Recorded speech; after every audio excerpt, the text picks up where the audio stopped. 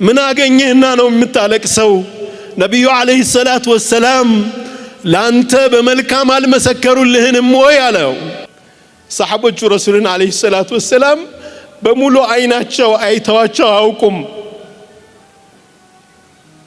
ለዚህ እኮ ነው ዐምር ኢብኑ አልዓስ ተአረሞት ያለ ተአረሞት ላይ ባለበት ወደ ግድግዳ ፊቱን አዙሮ ስቅስቅ ብሎ ያለቅስ ነበር። ልጁ አብዱላህ ኢብኑ ዐምር ምነው አባቴ ምን አገኘህና ነው የምታለቅሰው? ነብዩ አለይሂ ሰላቱ ወሰለም ላንተ በመልካም አልመሰከሩልህንም ወይ አለው።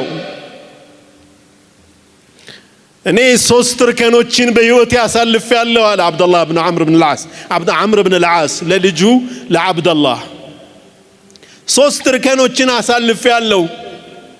በዚች ዱንያ ላይ በዚች ምድር ላይ እንደ ሙሐመድ የምጠላው ሰው አልነበረኝም። አላሁ ሱብሓነሁ ወተዓላ በዛ ጥላቻ ላይ ያለው ወደ አኺራ ወስዶኝ ቢሆን ኑሮ የጀሃነም ሆን ነበር።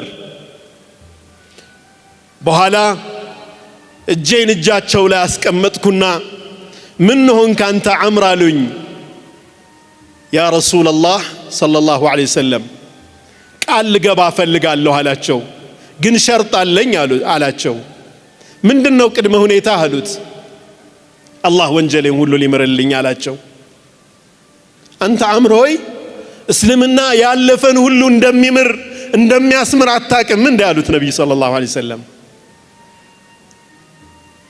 እስልምናን ተቀብዬ በኖርኩባቸው ጊዜዎች ይላል ዐምር ኢብኑ አልዓስ ነብዩና አለይሂ ሰላቱ ወሰላም ሰሉ ዐለ ነቢይ ቀና ብዬ በሙሉ አይኔ አይቻቸው አላውቅም ነበር።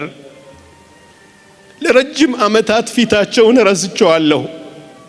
አሁን መልካቸውን ወስፍልኝ ግለጽልኝ ብትሉኝ እኮ አልችልም መግለጽ።